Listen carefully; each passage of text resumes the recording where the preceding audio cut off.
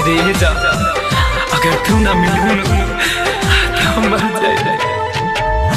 दिल के दर्द दिया के मिले ना दवाई हो, दिल के दर्द दिया के मिले ना दवाई हो।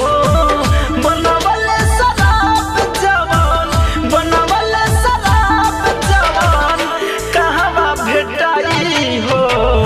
दिल के दर्द दिया के मिले ना दवाई हो, दिल के दर्द दिया के मिले ना दवाई हो, दिल के दर्द दिया। क्या फर्क रह गया तेरे और जमाने में, तुझे तरस ना आया मेरे दिल को जलाने में। आज टूट कर बिखर गया हूँ मैं कुछ इस तरह कि अब ढूंढता हूँ तुझे हर शराब के पैमाने में। ओहो मोहब्बत में खैले होई धोखा, एही से चीज एगो बनवले अनोखा। ओहो मोहब्बत में खैले होई धोखा, एही से चीज एगो बनवले अनोखा। लागल बयाग दिल में कैसे बुझाई हो, लागल बयाग दिल में कैसे बुझाई हो। बनवले शराब जवान, बनवले शराब जवान कहवा भेटाई हो। दिल के दर्द दिया के मिले ना दवाई हो, दिल के दर्द दिया के मिले ना दवाई हो, दिल के दर्द दिया।